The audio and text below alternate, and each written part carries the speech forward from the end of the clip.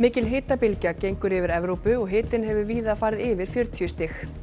Evrópa hitnar tvisvar sinnum hraðar en heimurinn að meðaltali, segir loftslagssérfræðingur. Enn rætt veiðigjald á Alþingi. Ekkert samkomulag liggur fyrir milli stjórnar og stjórnarandstöðu þinglok og afgreiðslu mála. Lögreglan útilokar ekki að hefja á ný rannsókn á máli írska fiðluleikarans Sean Bradley sem hvarf sporlaust fyrir 7 árum eftir að hann flaug frá Íslandi til Spánar. Mannleg mistök urðu til þess að þúsundir Norðmanna töldu sig milljónamæringa í stuttan tíma á föstudagskvöld. Getunarfyrirtæki í Norsk Tipping sendi þeim afsökunarbeiðni í dag. Rektorskipti urðu í Háskóla Íslands í dag þegar Silja Bára Ómarsdóttir tók við af Jóni Atla Benediktssyni. Hún segir mikilvægt að efla jafnrétti og styrkja fjölbreytileikann.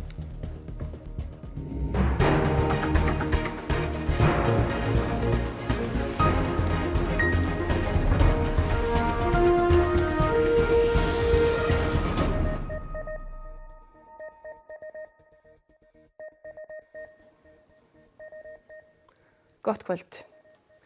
Einn fórst þegar strandveiðibátur sökk úti fyrir Patreksfirði í morgun. Tilkynning slysið barst á 11. tímanum. Maðurinn var einn í bátnum og fannst í sjónum þar sem báturinn sökk. Björgunarskip flutti manninn til Patreksfjarðar þar sem hann var úrskurðaður látinn. Rannsókn málsins í höndum lögreglunnar á Vestfjörðum og rannsóknarnefndar samgönguslysa.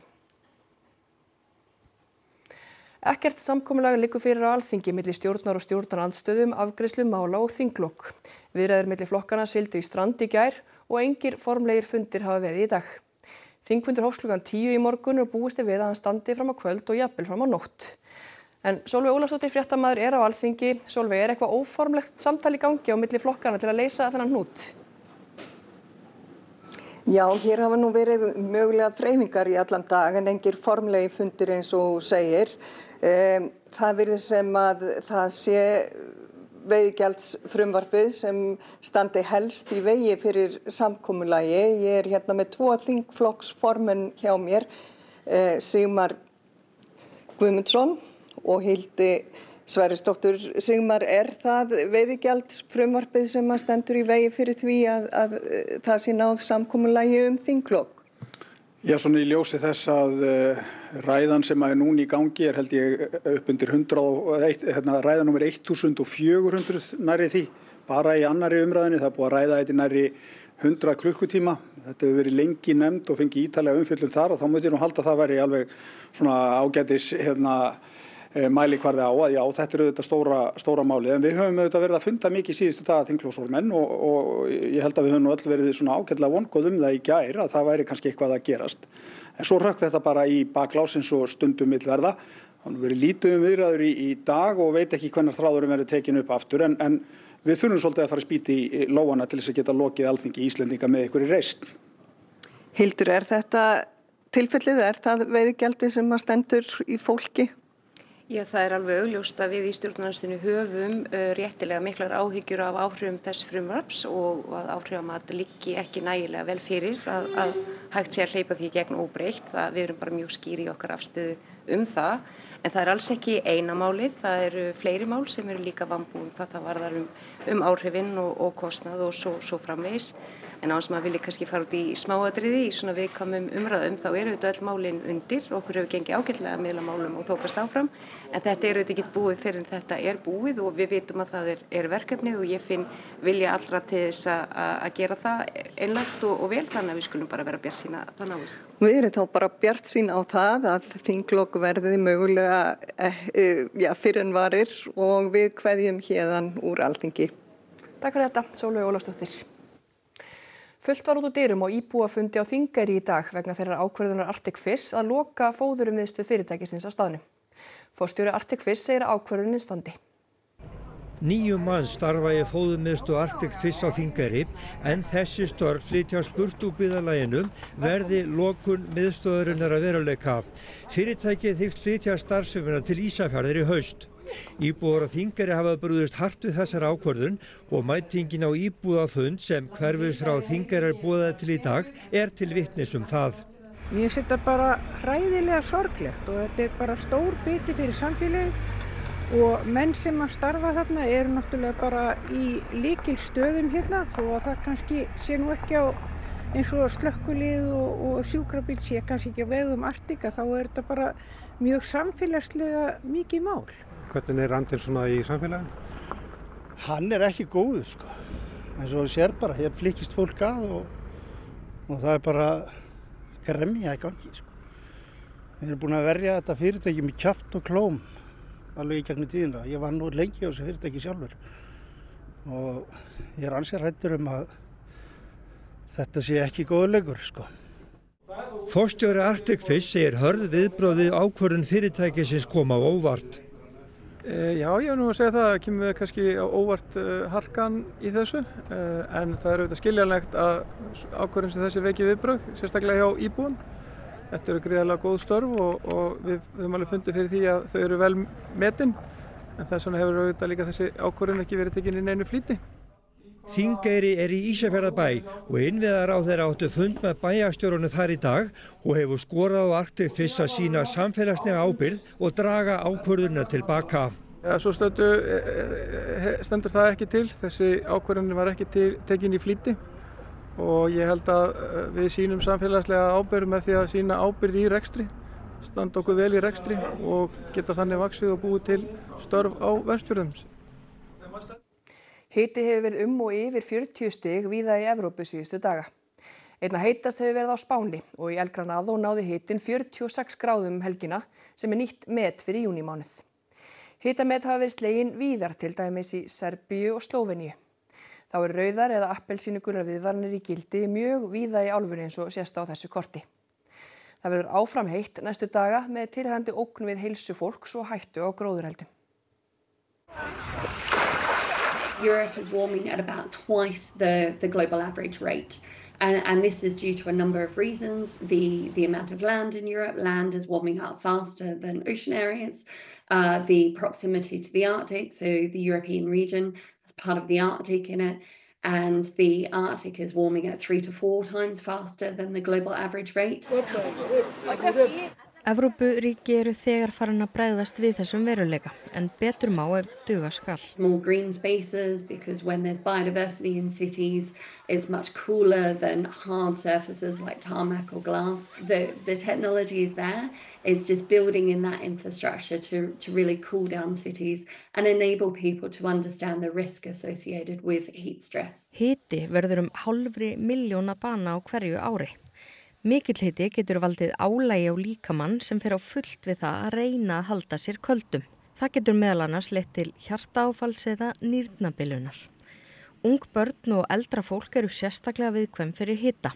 Einkenni hitaslags geta verið margvísleg, til dæmis hárhiti, mjög mikill höfuðverkur, svimi, ógleði og rauð heit eða þurr húð. En hvernig best að bregðast við? Mörg höldum við á heitari slóðir í sumarfríinu. Halda híbýlum köldum eftir fremsta megni, til dæmis með því að loka gluggum og draga fyrir þegar sólin skín sem hæst. Viftur gera lítið annað en að hreyfa loftið, en ef þú setur ílát með klökum og handfylli af grófu salti fyrir framar, kólnar loftið sem þær blása. Það var mikilvægt að drekka nóg vatn, hvort sem þið þyrstir eða ekki, og gott að forðast þungar og mjög heitar máltíðir. Aðalfundur vorstjörnunar, styrktarfélags Sósíalistaflokksins, hófst í húsnæði félagsins við Bolholt í Reykjavík síðdegis. Félagið þungamiðja stigvaxandi deilna innan flokksins, þar sem ásakanir hafa gengið á víxl á millin fyrrverandi og núverandi framkvæmdastjórnar Sósíalistaflokksins. Deilnar snúast húsnæði og fjárframlög til félagsins eftir hallarbyltingu í Sósíalistaflokknum í vor. Og Sunna Karen Sigurþórsdóttir í Bolholti. Sunna Karen, fundurinn búinn?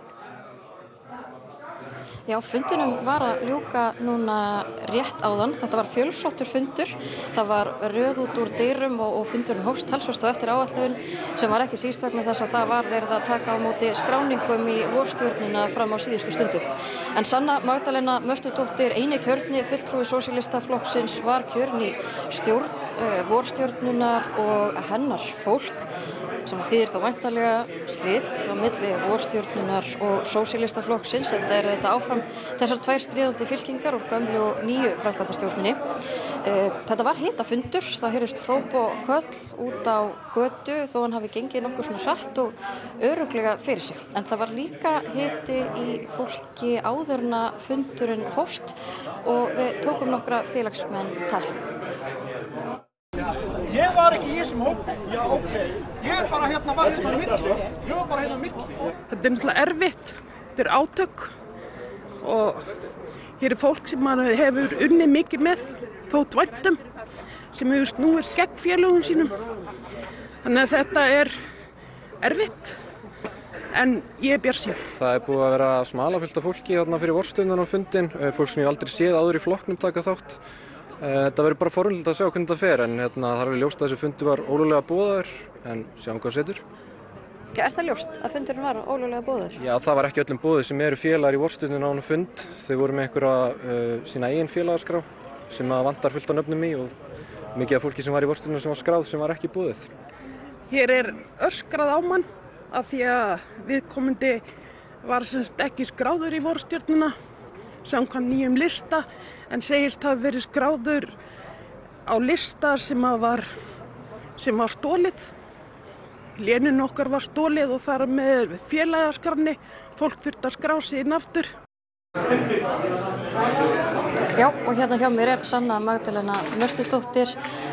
Segðu mér bara, hvaða þýðingu hefur þetta? Þú sést núna komin í stjórn vorstjórnar. Já, það var mikill meirihluti fundarmanna hér sem að kaus með breytingum og kaus 17 manna öfluga stjórn. Þannig ég hlakka til að vinna með þessari nýkjörinu stjórn vorstjórnu að því einmitt að hugsa hvernig vorstjórnan geti verið öflug í því að efla baráttusamtök í samfélaginu og tryggja raddir þeirra sem að hafa ekki rödd í íslensku samfélagi heyrist. Þannig að ég er bara mjög jákvæð með niðurstöðu þessara fundar. En þetta félag verður væntanlega ekki áfram styrktarfélag Sósíalistaflokksins?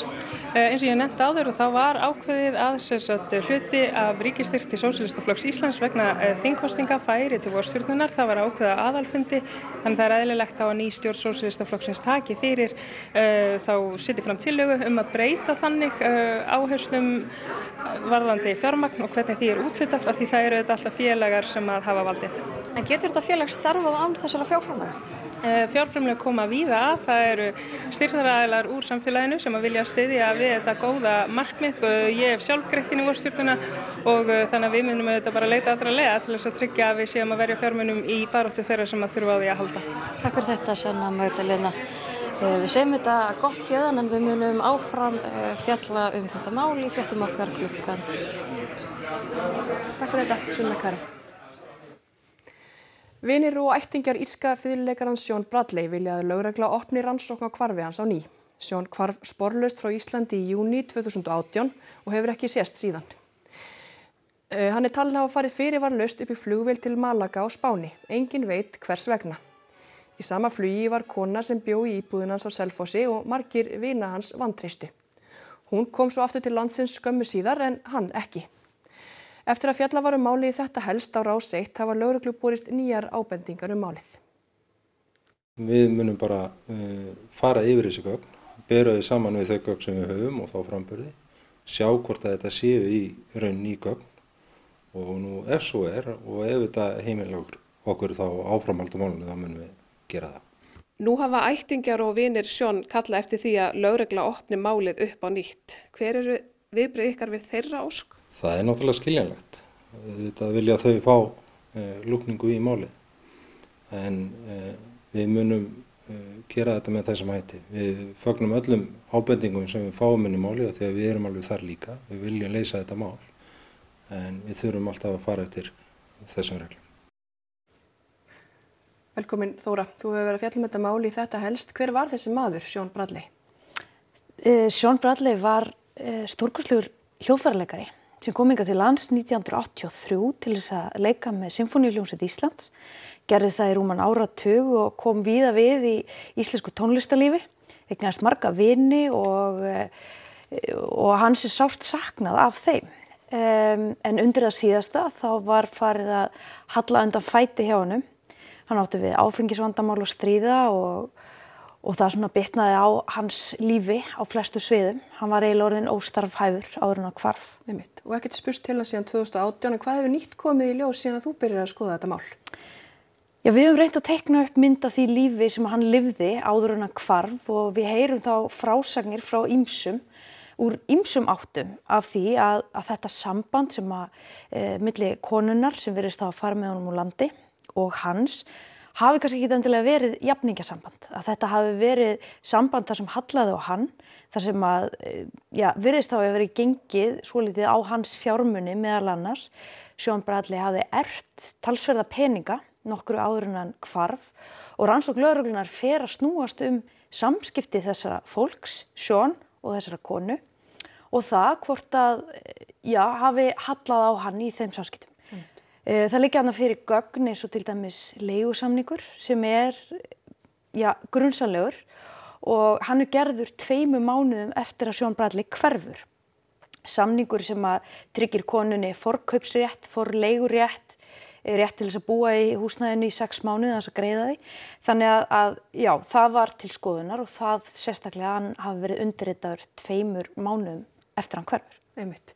Mannshvörfuðu þetta alltaf dularfull, en eitthvað sérstakt við þetta mál? Já, það eru þetta fleiri svona staðreyndir. Það eru þessar frásagnir af því að hann hafi bara mögulega verið hræddur við þessa konu sem hann virðist hafa farið upp í flugvél með í skyndi án þess að nokkur skilji hvað gekk til. Svo eru gerðar úttektir af bankareikningum hans 1,5 ári eftir hann horfinn. Þær eru gerðar í hraðbönkum á Malaga á Spáni. Lögreglan hefur ekki fullvissu að Sean Bradley hafi verið á Malaga á Spáni á nákvæmlega þeim tíma og veit náttúrulega ekki alveg hvað varð hann. En það þó talið öruggt að konan, hin umrædda kona sem rannsóknin hverfðist að miklu leyti hafi verið á Malaga á nákvæmlega þeim tíma. Þannig það eitt af því sem þykir dularfullt í þessum máli og ættingjar og vinir Sean telja óásættanlegt að þetta mál sé bara að slúta svona, að rannsóknin leiði ekki til einhverja upplýsinga afdrif hans. Kæra þakki fyrir þetta, Þóra. Takk. En aldarfjórðungur í dag frá því að 9 létust á tónlistarhátíðinni Hróarskeldu. Árleg hátíðin haldin í vikunni, en undirbúningur tekur alltaf mið af því sem þarna gerðist.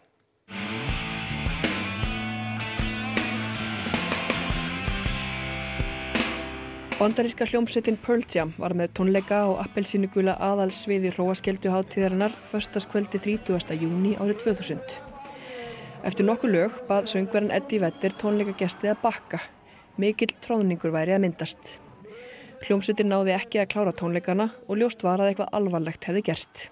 På et tidspunkt så ser vi på storskærmen, at der bliver ligesom hævet sådan helt livløst krop op over barrieren. Og en til lidt senere og sådan noget. Og fuldstændig rystet, og folk begynder at græde rundt omkring os og sådan noget. Ikke? Vi vidste ikke, hvad der var sket. Vi vidste bare, der var sket noget rigtig skidt. Og það var sannarlega raunin. 9 létust vegna tróðnings á tónleikunum og fjölmargir þurftu að leita til læknis vegna áverka. Jamen det som du kan se, så det stort set uanset hvilken sammenhæng, hvis jeg taler om det, så begynder det at dryppe, ikke altså. Hróarskelduhátíðin nær hápunkti í vikunni og tónleikagestir virðast meðvitaðir söguna. Man kan da mærke, at det er virkelig noget, der har sådan påvirket andre. Og det er også noget, man har fået fortalt igennem alle de år, man har gået på Roskilde, har den her historie ligesom været noget, der er gået igen. Så jeg tror også, det er med til at gøre, at man ligesom passer lidt ekstra på, selvom man ikke selv har været der og sådan har oplevet det. Undirbúningur hátíðarinnar eftir slysið hefur alltaf tekið mið af því sem þarna gerðist og árið í ár engin undantekning. Vi kan være op imod 70.000 mennesker på den her plads, og hvis vi skal have plads til alle de, så det stadigvæk er behageligt at stå her, så skal vi også kunne bruge hjørnerne helt ud. Og derfor er der en meget større scene, store skærme, ordentligt lydsystem, så det i virkeligheden er ligegyldigt, hvor du står på plads, så kan du stadigvæk få en god oplevelse. Norska geturunarfyrirtækið Norsk Tipping sendi afsökunarbeiðni til allra þeirra sem fengu rangar upplýsingar vinninga í Eurojackpot. Mannleg mistök urðu til þess að þúsundir töldu sig milljónamæringa í stuttan tíma á föstudagskvöld. Vi skulle alltid gå og legge oss, og så ser vi det står melding fra Norsk Tipping med wow, stor premie. Og ikke har vi vunnet bare en gang, men 2 ganger! Og vi har vunnet nesten 2 millioner kroner! Det er helt sykt! Marianne hélt stundarkorn að hún hefði unnið sem nemur tæplega 24 milljónum íslenskra króna. En vinningurinn var í raun aðeins 2400 krónur. Herregud, var vi millionær nå i et kvarter og løst alle økonomiske bekymringer. Mistökin fólust í því að þegar verið var að færa vinninga úr evrum yfir í norskar krónur var óvart margfalda með 100 í stað þess að deila með 100 og þannig varð potturinn 10.000 sinnum stærri. Framkvæmdastjóri Norsk Tipping sagði af sér á föstudagskvöld. Fyrirtækið heyrir undir ráðuneyti menningarmála. Þar málið litið alvarlegum augum. Og jeg veldig opptatt av at styrets jobb nå, det å opprette den tilliten og gjøre alt de kan for at sånne feil ikke skal skje igjen. Í dag fengu svo allir 47.000 vinningshafar föstudags senda afsökunarbeiðni frá fyrirtækinu. Har jo åpnet en flaske med god champagne som jeg egentlig hadde tenkt å spare.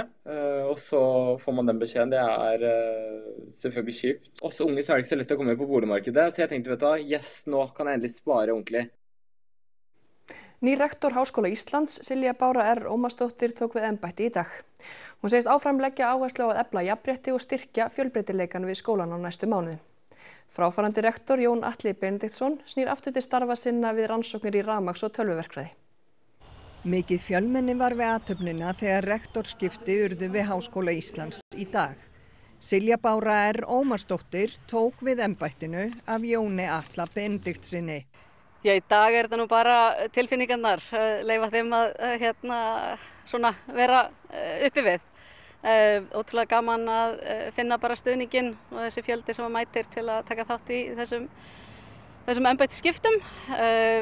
Og bara tilhlökkun fyrir næstu verkefni. Þetta auðvitað gríðarlega stórt og mikið embætti og ég hafi verið í svo skugginn af Jón Atla eldan háskólasvæðið síðustu 6 vikurnar cirka, þá mjög margt sem ég hef eftir að kynnast og læra. Fráfarandi rektor Háskóla Íslands segir þakklæti vera honum efst í huga á þessum degi.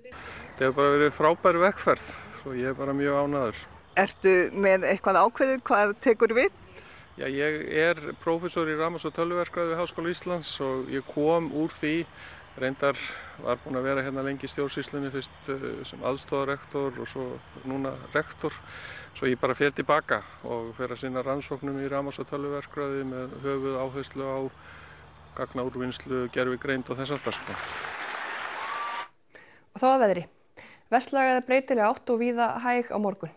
Skýjað eða skýjað með köflum og sumstaðar dálitlar skúrir, einkum síðdegis. Hiti svipaður og verið hefur eða á bilinu 7 til 14 stig, svalast á Annesjum norðan til. Við förum nánar yfir horfur næstu daga að loknum íþróttafréttum. KR og FH mættust í markaleik í bestu deild karla í gærkvöldi, þar sem úrslitin réðust ekki fyrr en í uppbótartíma.